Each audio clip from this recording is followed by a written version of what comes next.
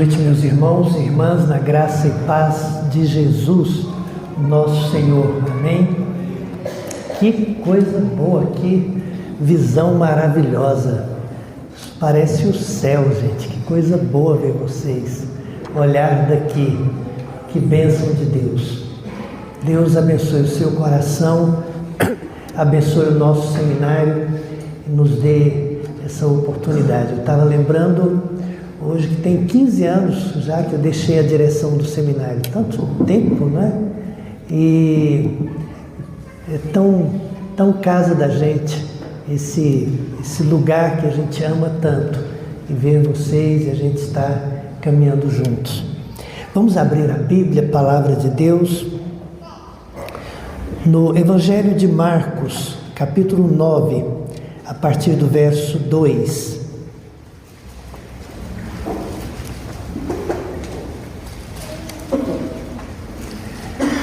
Eu costumo colocar o relógio aqui na mesa para me orientar, depois eu esqueço que hora eu comecei, mas então eu estou marcando aqui o início para ver se eu desconfio. Eu sei que os irmãos já estão cansados, é um final de semestre, o culto nesse período já é uma atividade mais, que seja um tempo bom. Todos encontraram Marcos 9, verso 2.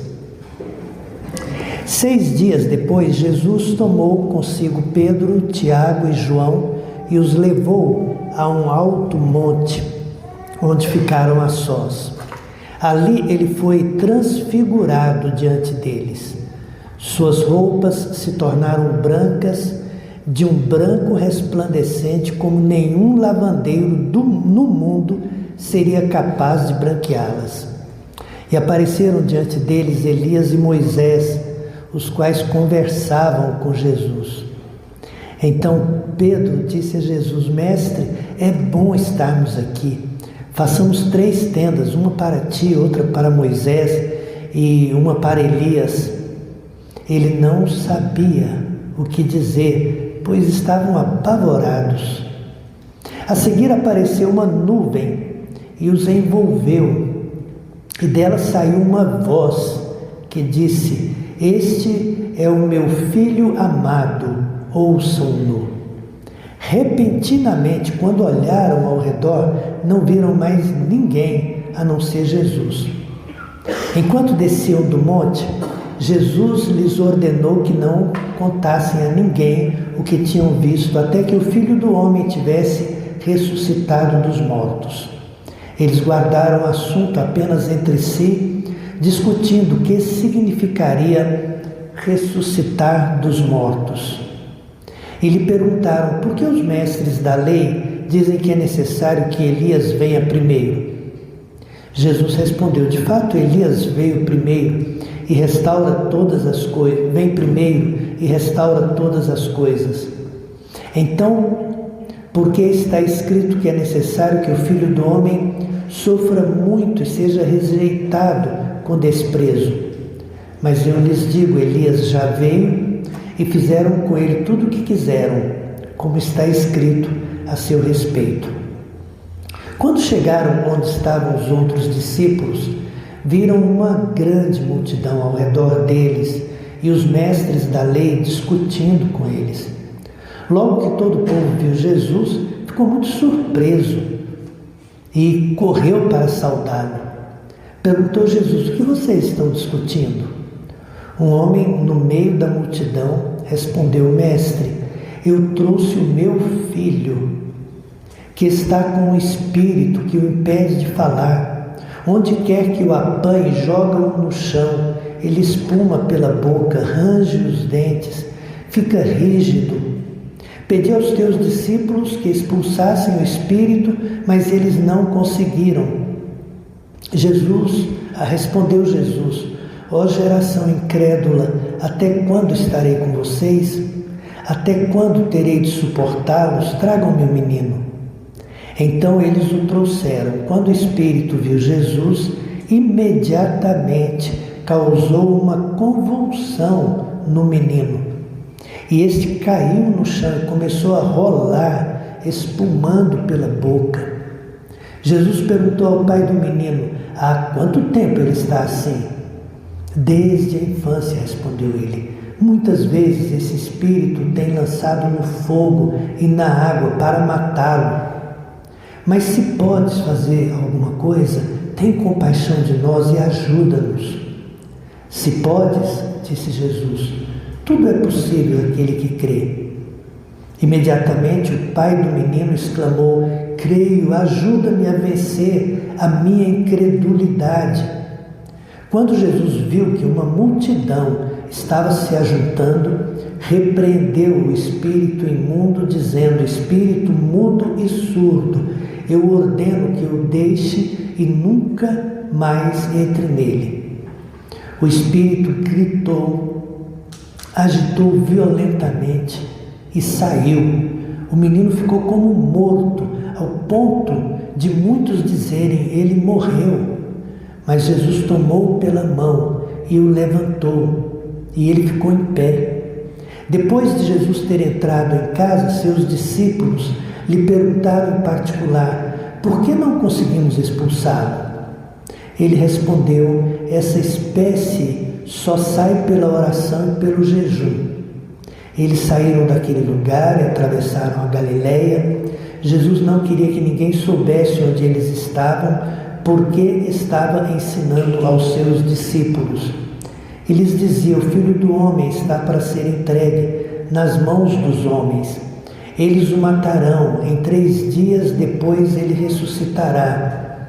Mas eles não entendiam o que ele queria dizer e tinham receio de perguntar-lhe. Amém. Eu queria começar pelo fim. Jesus não queria que ninguém soubesse onde eles estavam, porque ele estava ensinando aos seus discípulos. Achei o máximo isso aqui.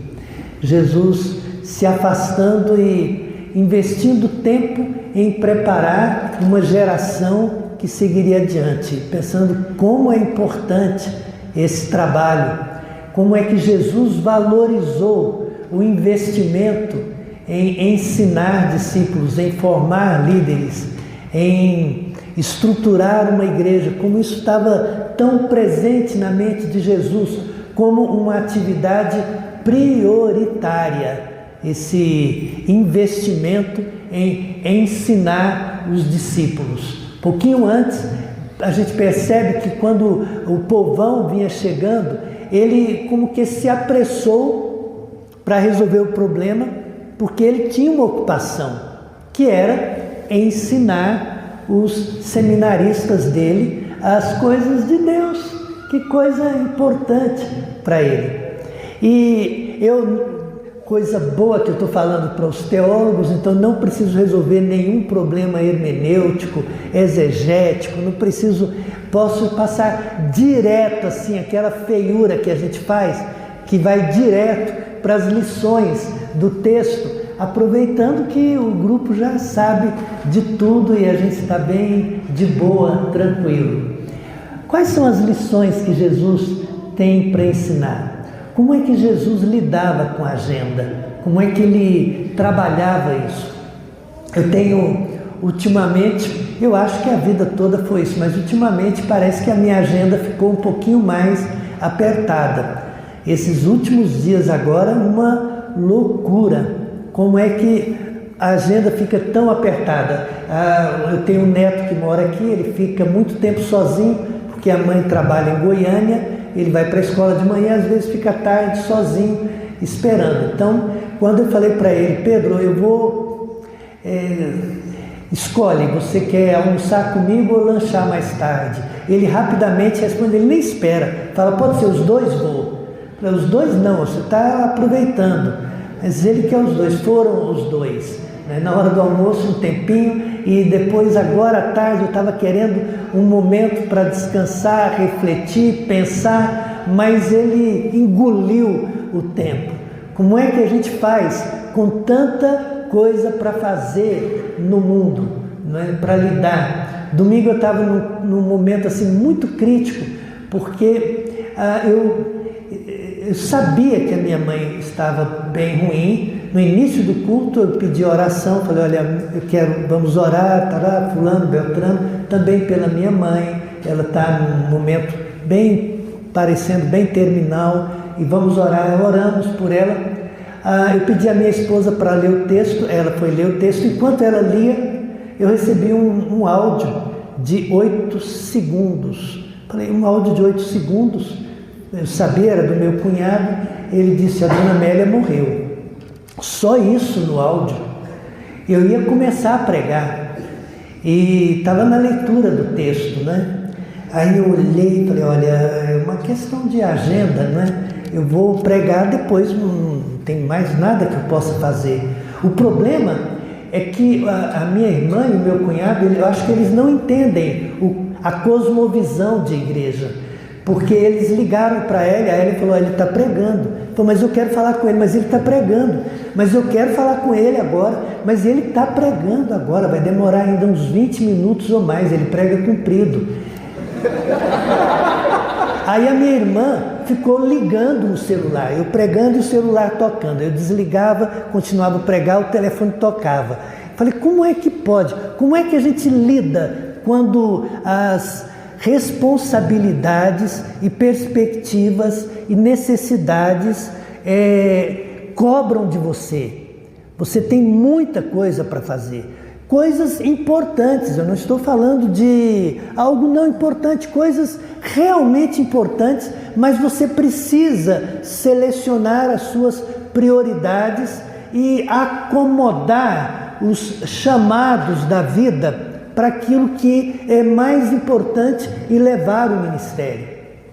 E como Jesus estava ensinando, me pareceu que aqui ele dá uma aula prática muito legal.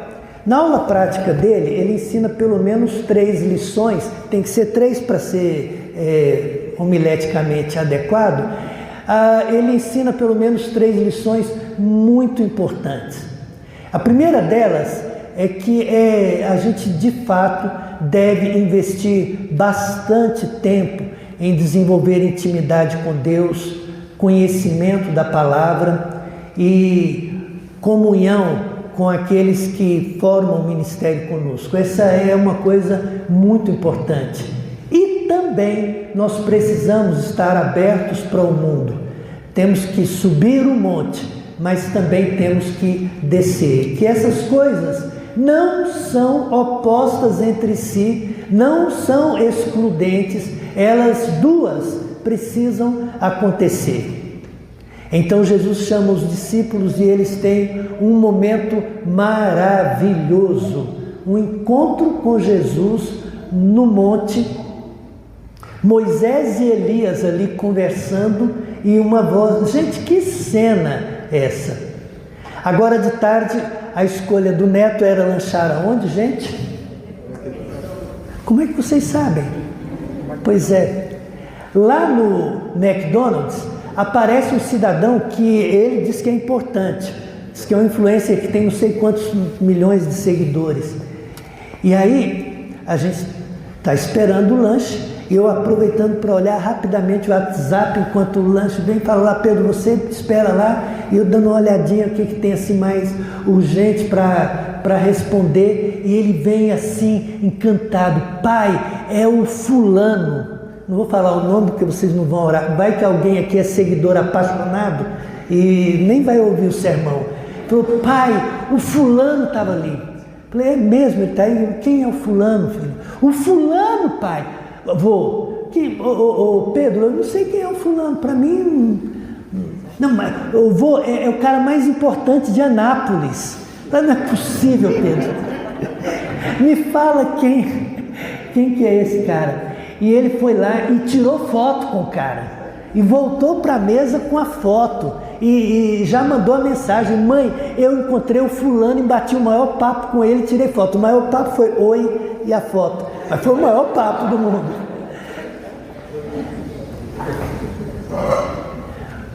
Com quem nos encontramos? Quem é importante para nós? Quanto tempo temos para investir com Moisés e Elias? Quanto tempo para investir na comunhão com Jesus? Quantas oportunidades aproveitamos para ver a glória do nosso Senhor, para usufruir da sua presença, para ouvir a voz de Deus? Que experiência linda é essa! O que é importante para nós. No ministério, ainda que as demandas sejam muitas, a gente jamais pode abrir mão do tempo da montanha. Jamais se pode abrir mão do tempo com a palavra de Deus, com a lei e os profetas, com o ensinamento do Senhor, com ouvir a voz de Deus, com a experiência da intimidade, dos segredos de Deus que nos são contados. Eu acho o máximo isso. Segredo é aquilo que se torna público, contando um a um. Já pensou? Jesus falou: olha, vocês não contem. Teve um camarada que foi curado por Jesus. Jesus falou: não conta para ninguém. O cara mal saiu e já saiu espalhando para todo mundo. Nesse texto diz que eles guardaram entre si um segredo até o momento oportuno. Que Deus é esse que compartilha conosco os seus segredos? Que Deus é esse que visita Abraão e fala assim: eu vou deixar de compartilhar com Abraão, ele é meu amigo, eu vou falar com ele. Como é isso que Deus tão generosamente nos chama para vivermos em intimidade com ele? E como poderíamos fazer pouco caso de um convite tão precioso como esse? De estar com o Senhor, de conviver com ele. Preservemos fielmente a nossa vida devocional, o estudo da palavra de Deus, o tempo de oração e o tempo de ouvir o Senhor. Isso vai ser fundamental. Isso é a alegria do ministério, isso é que move a gente. E Deus muito bondosamente nos convida a vivermos na sala de Deus, a experimentarmos da sua glória, e a gente tem essa oportunidade. Que a gente nunca deixe de ver o rosto resplandecente de nosso Senhor, porque isso é importante. Lavandeiro nenhum é capaz de fazer isso. Isso não é coisa de homem, tem a ver com o que Deus faz na nossa vida, e a gente mantém isso. Mas isso não é incompatível com o descer a montanha, porque o ministério, ele acontece no alto, na comunhão, mas ele acontece também lá no vale, onde há pessoas sofrendo. Ministério, ele precisa ter cheiro de ovelha, precisa ter convívio com o povo. Você precisa gostar de gente, precisa saber onde é que eles vivem, quais são as suas lutas, quais são as suas lágrimas, as suas dores, as suas dificuldades.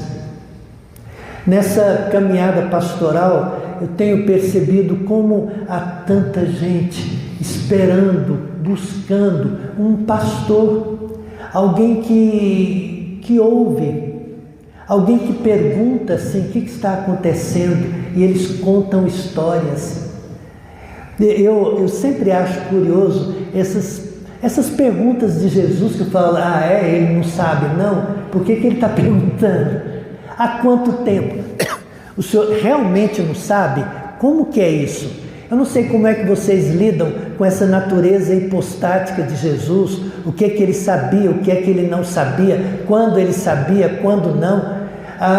Eu me lembro de um colega, amigo meu, que disse que ele era muito humano e ele percebia as coisas por causa da sua habilidade de fazer uma análise etnográfica bem feita. Ele era observador, ele tinha uma noção, então não era o lado divino, mas era o humano, que era muito desenvolvido, era bom. Como isso? Mas me encanta ficar imaginando Jesus perguntando e ouvindo. O Rubem Alves diz que chega de aula de oratória, precisamos de mais aulas de escutatória. Ministério que não sabe escutar as pessoas não é ministério. Ministério que não desce onde as pessoas vivem não faz sentido. Seja um trabalho com crianças, seja um ministério com adolescentes. Se você trabalha com idosos, meu irmão, Deus abençoe você. A idoso fala muito, eu sei porque eu sou um deles. A gente fala muito, repete história, é delicioso. Escute. Considere as suas lágrimas, as suas histórias, as suas angústias, o seu peso, as suas dificuldades. Não deixe de fazer visita pastoral. Não deixe de conhecer aonde as suas ovelhas vivem. Não deixe de entender o que elas passam. Não deixe de saber o que dói no coração dessas pessoas. O pastor, ele conhece as ovelhas. É tão impressionante. Domingo passado, talvez por causa da minha preocupação, eu já venho há vários dias nessa angústia, indo a Monte Carmelo. Fui na semana passada, voltei, tinha programado para ir na segunda, e o telefone 2, 3 vezes ao dia, e a minha mãe estava na UTI já há 15 dias, não sei se aquilo mexia comigo. Eu tinha um compromisso em Imperatriz e fiquei numa preocupação imensa. Na sexta eu tinha compromisso o dia todo até a noite. Sábado tinha uma reunião de pastores que eu estava coordenando, saí cedo, voltei à noite. Aí, lembrando, a Hélia falou assim: bem, o povo gosta tanto de morrer no domingo.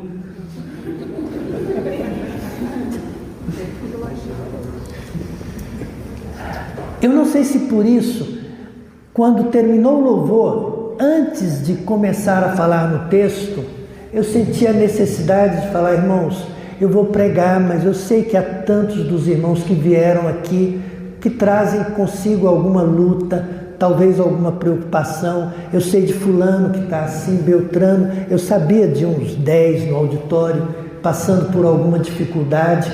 Eu lá em casa, a gente está nessa luta. Talvez você queira orar antes da gente pregar. Se você está passando por alguma luta, fique em pé agora para a gente orar. E o pessoal quase todo ficou em pé. As pessoas estão passando por dificuldades. Gente, a cena desse pai, ela é muito comovente. É muito comovente. Há quanto tempo, desde a infância, ele respondeu: muitas vezes esse espírito tem lançado no fogo e na água para matá-lo. Se podes alguma coisa, tem compaixão de nós. Meus irmãos, o ministério inclui aquela visita na UTI, aquela lágrima com quem está passando por dificuldades, aquele que fez uma confusão na vida e tem problemas sérios e precisa de ajuda. O ministério significa descer do Monte da Transfiguração e pisar o chão da fábrica, e pisar na terra, nas estradas poeirentas da Palestina. O Emanuel, Deus conosco, é mais do que o Jesus bebezinho que nasceu em Belém. É o Deus que viveu entre os homens no dia a dia, que lidou com todos os enfermos, que enfrentou as mazelas da humanidade, que sabia o que era a natureza humana. Ninguém nem precisava dizer a ele, porque ele conhecia muito bem. O obreiro de Deus é alguém que sabe que não dá para ficar lá no monte. Pedro não entendia isso, mas ele estava ali para aprender. E às vezes nós nos tornamos mais teólogos do que pastores, nos tornamos mais religiosos do que amorosos. Muitas vezes nos distanciamos do rebanho do Senhor e nos tornamos ineficazes na obra do ministério. Então a nossa agenda precisa caber as duas coisas. A outra aula muito curiosa de Jesus seria resumida mais ou menos assim: faça tudo o que você puder, mas lembre-se que você depende de Deus. É humilhante perceber que há muitas coisas que surgem na nossa caminhada que a gente não sabe o que fazer. É humilhante. Eu saí da aula aqui na hora do almoço e a hora que eu entrei no carro, pensando no Pedro, encostei o carro e lembrei que um irmão da minha igreja ele tentou falar comigo durante a manhã e não conseguiu. Falei, ele deve estar com algum problema. Então parei o carro, liguei para ele. Liguei para ele e ele tinha uma questão administrativa da igreja para resolver. E depois falou assim, pastor, mas eu tenho uma questão pessoal, estou precisando tanto do senhor. Que hora que eu vou ver o senhor? Falei, olha, eu estou no seminário, vou dar aula para o papá, eu acho que só na sexta-feira. Falei, mas vai demorar tanto. A minha esposa voltou à alergia, ela não está bem, emocionalmente a gente está arrasado, a gente está assim, está assado. E aí começou a chorar o telefone, é um homem maduro. E eu parado com o carro ali perto da Avenida Brasil, encostei, ouvindo ele e falei assim, eu posso orar por você por telefone agora? Ô pastor, eu queria tanto. Parece que tira o peso da pessoa. Mas o que a gente consegue fazer? A gente não tem os recursos para socorrer todo mundo que tem problema financeiro. A gente ora por alguém que está enfermo, mas você não cura todo mundo. Eu me sinto, como pastor, extremamente fragilizado, incompetente. Percebo, eu não consigo visitar, não consigo orar por todo mundo, não consigo alcançar, não consigo pastorear adequadamente tanta gente, são tantas coisas, e não é só a igreja, as demandas são muitas, vez por outra, a minha esposa fala para mim, você está lembrando da síndrome de Messias? Lembra que você não é o Messias? E vez por outra, você tem alguém numa angústia e você olha e fala assim, gente, mas eu não pude fazer. Eu perdi aquele. É muito sem graça quando aquele homem diz assim, eu trouxe aos teus discípulos e eles não puderam fazer nada. Sem graça. E o pior, o povo fala mesmo das nossas limitações e falhas. E aí Jesus entende. Os discípulos ficam tão sem graça que chegam ao Senhor, por que a gente não pôde fazer? A resposta de Jesus, essas coisas aí apenas com oração e jejum. Lição, faça tudo o que você puder. Seja dedicado, dedicada, faça visitas, ore, estude, ensine a Bíblia, faça discipulado, aconselhamento, cuide do seu rebanho, seja muito dedicado, faça o melhor que puder. Mas, meu irmão, lembre-se de que nós dependemos do extraordinário de Deus. Conversão é coisa de Deus. Só o Espírito Santo convence o homem do pecado, da justiça e do juízo. O Consolador é o Espírito Santo. Se ele não se manifestar, há coisas que nós não podemos fazer. Sabem, é Ele. Nós dependemos flagrantemente do Senhor constantemente na nossa vida. Constantemente. Me lembro quando pastor aqui no Maracanã, eu tive uma pequena crise de ineficiência. Parece que a igreja não respondia. Eu venho lidando com isso durante o ministério. Às vezes o negócio é meio de onda, sabe? Não é sempre que está numa boa, não. Vez por outra, a gente tem...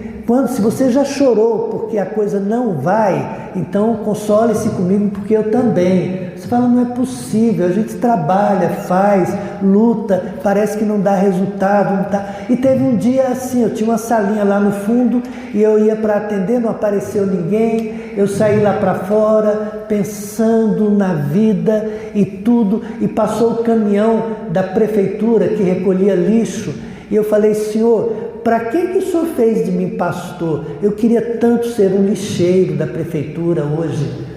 Ele pelo menos está fazendo alguma coisa que dá resultado. Tudo que eu faço não dá resultado. Eu vou ter que viver a vida toda dependendo do Senhor. E sabe, como se Deus falasse, e você quer viver de outra maneira? Você nunca terá a capacidade para desenvolver um ministério independente de Deus. Você nunca poderá subir ao púlpito na sua força, na sua capacidade. Você jamais poderá aconselhar e consolar alguém de uma forma eficaz se não for o Senhor.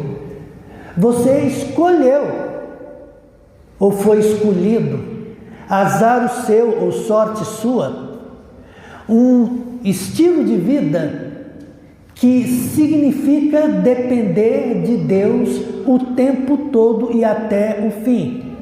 Não vai chegar o dia que você vai conseguir fazer na sua força. Precisa do Senhor. Cada sermão.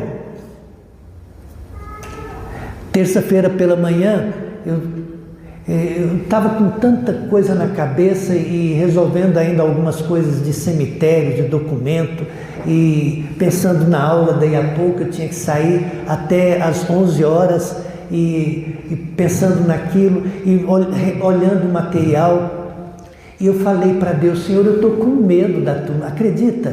Senhor, eu estou com medo dos alunos, Senhor, medo. Se o Senhor não ajudar, como que eu vou enfrentar essa turma? Eu estou esgotado e com medo. Quando eu lembrei que o terceiro ano vinha, eu fiquei com mais medo ainda dos meninos do terceiro ano. O que é isso? Você se sente como um leão na cova dos Daniéis. O negócio é sério. E aí, eu fiquei pensando, mas sempre foi assim? Sempre foi assim?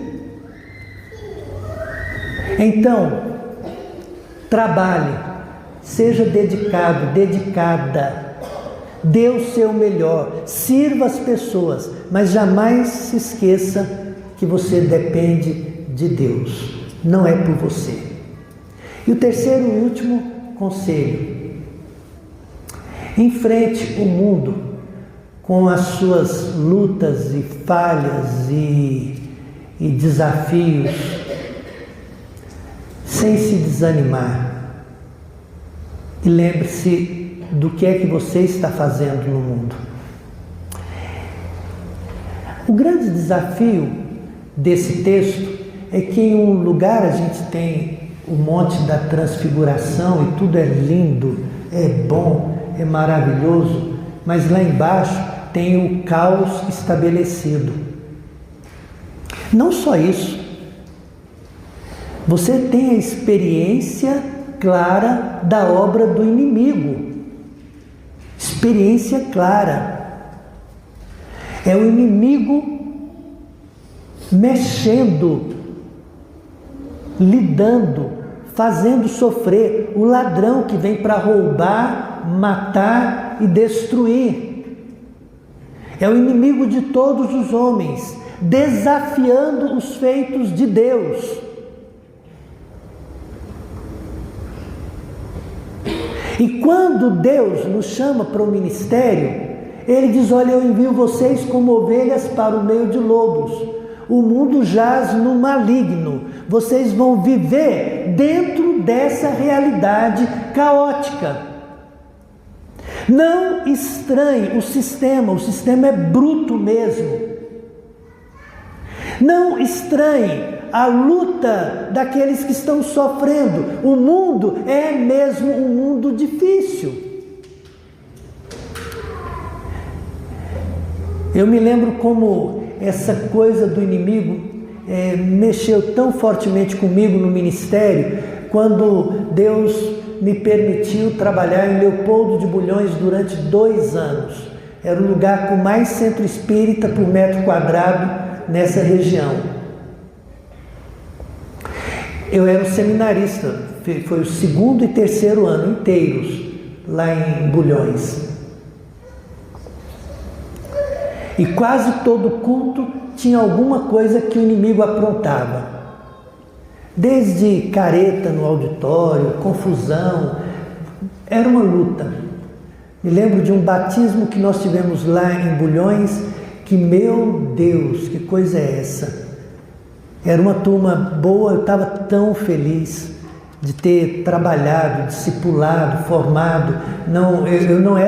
Eu não ministrava a ceia, os atos pastorais, mas fazia de tudo na igreja. E aí preparamos aquela festa de interior com bolo de latas, sabe? Aquele tanto de coisa, era um negócio. Ia batizar uma turma boa. Aí, quando aconteceu um problema e o pastor que iria fazer o batismo não pôde ir. E na rua falou: olha, João, você vai lá e desmarca o batismo. A hora que eu chegar, como é que desmarca?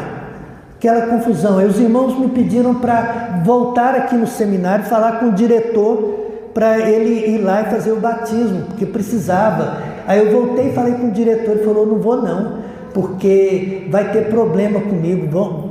Lá é campo de fulano de tal, e lá eu não posso ir.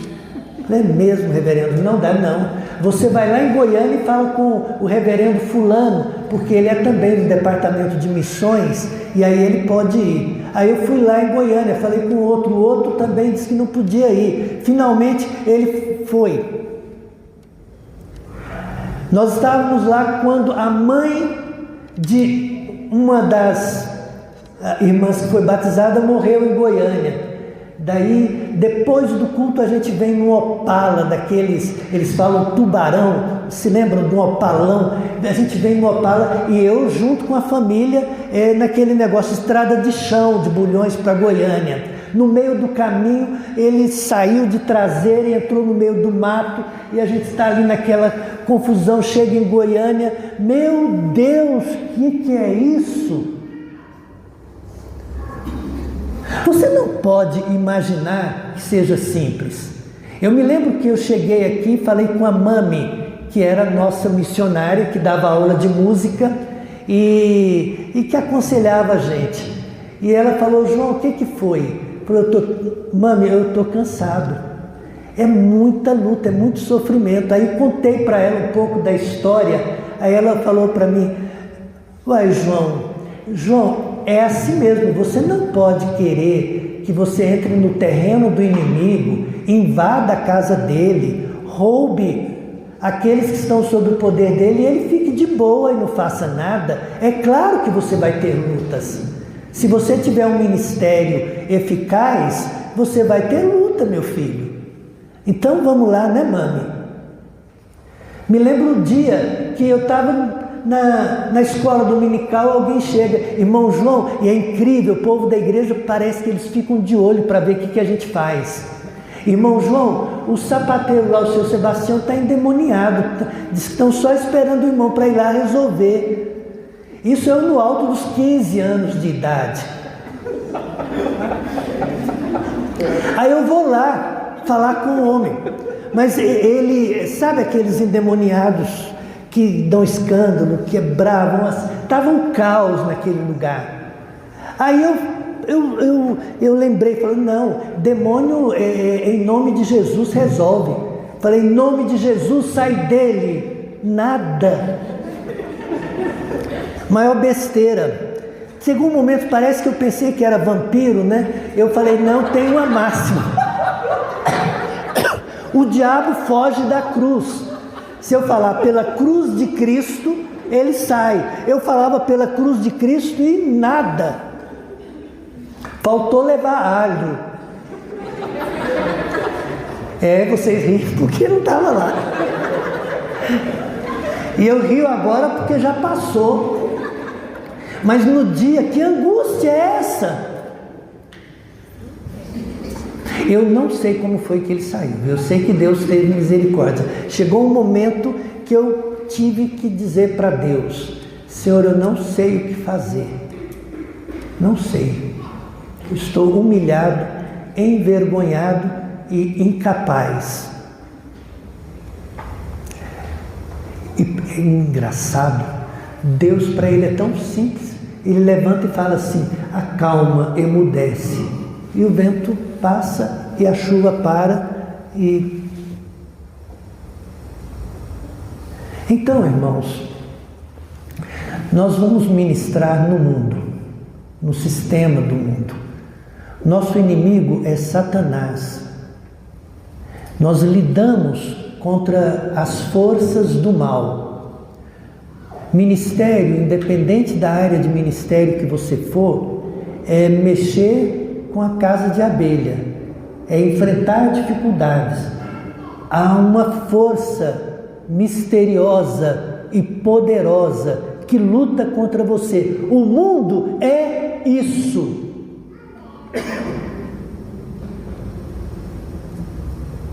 Não há alternativa.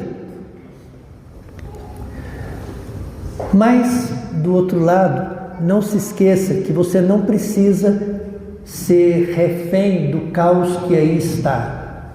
Você não precisa se desesperar, porque o inimigo não tem poder contra a ação extraordinária de Deus. Nós servimos a um Deus que é Senhor de todas as coisas. Ele é absolutamente soberano. E Ele nos assiste em nossas fraquezas. E Ele já venceu. A morte foi vencida, foi devorada pela vitória. O inimigo já está derrotado e Ele já venceu o mundo. Então, quando você estiver enfrentando todas essas lutas, lembre-se que nós fazemos parte do exército de Deus. Fomos, pela graça do Senhor, regenerados e transformados em agentes de regeneração. Trazemos conosco, no mundo em que vivemos, o Senhor dos senhores, o Rei dos reis, o leão da tribo de Judá, aquele que é digno de todas as coisas, aquele que venceu e veio para vencer, é aquele que nos dá a vitória, e em nome dele é que nós exercemos o ministério. Então, ainda que o ministério seja exercido no vale, no caos de uma humanidade sofrida e sob os ataques inflamados do maligno, que não tem pena, que vem para roubar, matar e destruir. Nós somos ovelhas do bom pastor. Ele veio para que tenhamos vida e que a tenhamos em abundância. O ministério deve ser isso. Acho que esses 3 ensinamentos foram tão importantes para mim, irmãos, a manter uma vida devocional, vida de intimidade com Deus, e também ser gente que tem um ministério relevante, próximo do mundo, que chega onde as pessoas estão, que tem misericórdia daqueles que sofrem, que ouve das suas dores, que chega perto das ovelhas. Fazer o máximo que puder, ser dedicado, trabalhador, mas lembrar que o nosso máximo é insuficiente. Nós jamais seremos capazes por nós próprios. Dependemos de Deus.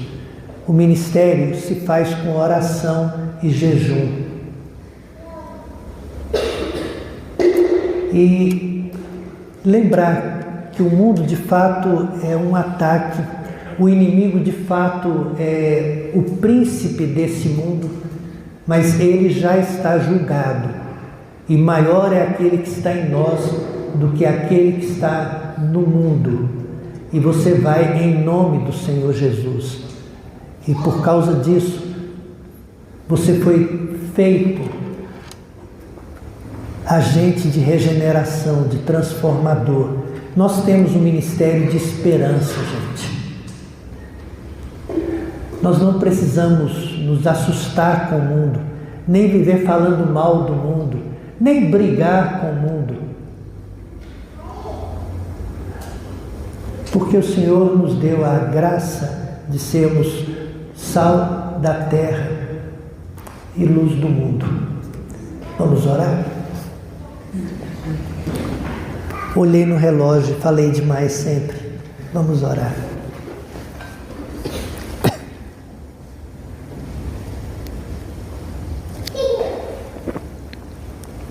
Senhor querido, obrigado pela Tua palavra. Obrigado porque esses eventos foram registrados, colocados assim, pertinho do outro. E o Teu Espírito, tão bondosamente, aplica essa palavra no nosso coração.